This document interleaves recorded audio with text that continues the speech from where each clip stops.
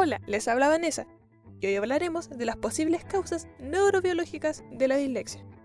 Aún no está todo claro el origen de la dislexia, pero existen varias teorías, cada una de ellas respaldadas con investigaciones, como es la idea del canal. A la hora de mirar estas teorías, hay que recordar que puede haber más de una causa para la dislexia, y algunas teorías podrían estar explicando solo un tipo de dislexia, teniendo en cuenta que no se expresa totalmente igual en todas las personas, y eso siempre crea excepciones que con una única teoría suelen ser difíciles de explicar. Se ha visto que la dislexia tiene un alto grado de heredabilidad, lo que ha llevado a los científicos a pensar que tiene un origen genético. Los estudios han mostrado varios genes que se podrían asociar a la dislexia, pero también hay que considerar algunos factores ambientales, como los que vimos en el video anterior, entre ellos, cómo los idiomas pueden promover o disminuir la incidencia de dislexia. Ahora empezaremos hablando de los factores biológicos asociados a la dislexia.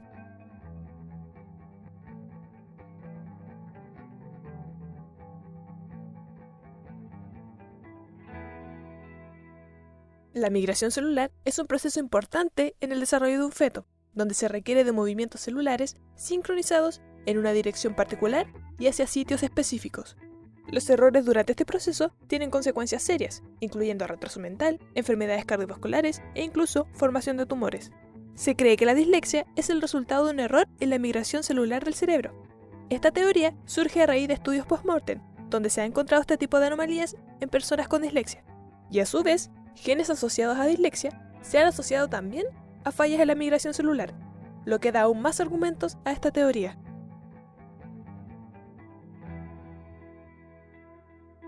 Para leer, se necesita la coordinación de diferentes entidades cerebrales, encargadas de recibir y procesar diferentes tipos de información. Estas entidades se activan en áreas separadas del cerebro y procesan la información de una manera diferente y a diferentes velocidades.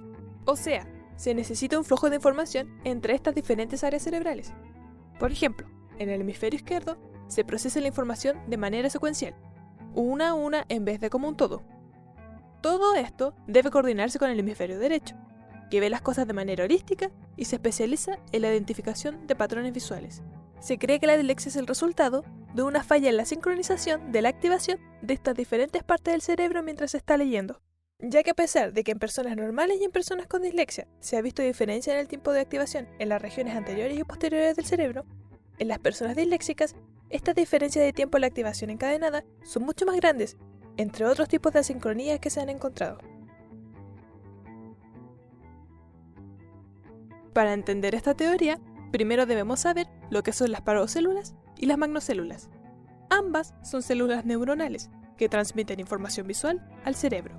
Las parvocélulas son de pequeño tamaño y 10 veces más abundantes que las magnocélulas. Estas llevan información de detalles finos y diferencias de color.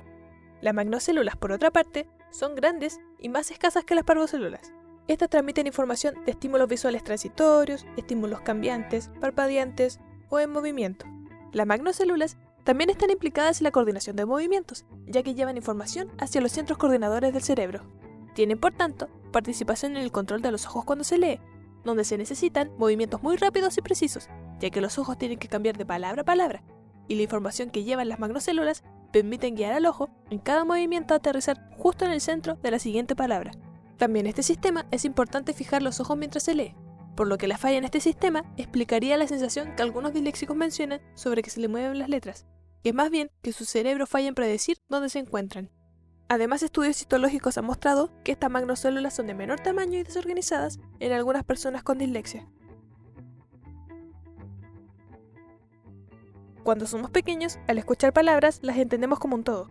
Luego, al crecer, nos comenzamos a dar cuenta de que las palabras pueden estar conformadas por sílabas, y cuando comenzamos a leer, recién nos damos cuenta que las palabras están conformadas por sonidos más pequeños.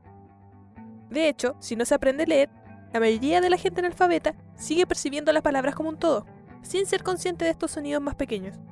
La gente con dislexia sigue teniendo dificultades con estos sonidos pequeños que conforman las palabras, y les cuesta más detectar que dos palabras riman, entre otros problemas. Esta dificultad en el procesamiento de los sonidos del lenguaje es el problema más común entre los disléxicos, que se agrava aún más si el lenguaje es poco transparente y no te pone fácil asociar los sonidos con lo escrito, lo cual es el mecanismo que podría explicar por qué hay tantos disléxicos reconocidos en países como Estados Unidos en comparación a Italia. Se cree que esta dificultad es generada a un nivel mucho más básico que el nivel del lenguaje, ya que muchos disléxicos fallan en discriminar estímulos auditivos que no corresponden al lenguaje, como la discriminación de tonos musicales o reconocer el ritmo de una canción. El cerebelo es el encargado de coordinar el tiempo preciso con que los músculos deben contraerse, y también participa en planificar y automatizar los movimientos. Para que entendamos la importante función del cerebelo, vean cómo se comporta alguien con un daño cerebeloso.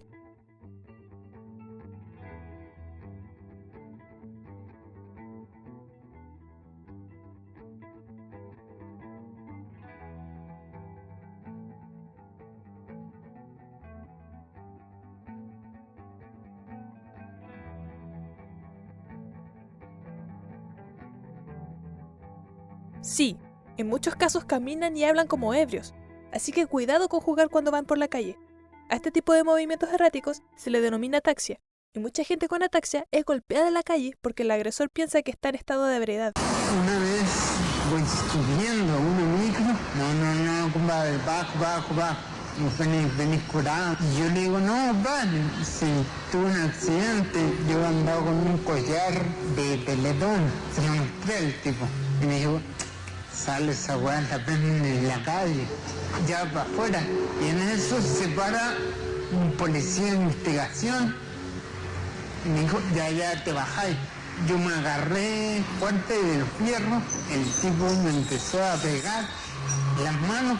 Tuve un accidente. Y en eso se para el micrero y me hizo así, ya. Entendido esto, el cerebelo también coordina los movimientos oculares necesarios para leer. De hecho, las magnocélulas llevan gran parte de la información a esta región, y por ello se cree que algún problema en el cerebelo provoca alguno de los síntomas de la dislexia. Se ha visto que, por ejemplo, al evaluar el equilibrio de las personas con dislexia, estos rinden peor que las personas sin dislexia. También se habla de que los disléxicos tienen problemas a la automatización, que no solo aplica a movimientos, sino que también a procesos cognitivos. Por lo tanto, los disléxicos también tendrían dificultades automatizando la lectura, pero no desde un punto de vista motor, sino que desde un punto de vista de cómo procesan la información. De hecho, en otros estudios se ha visto una menor activación del cerebelo en personas disléxicas mientras están leyendo.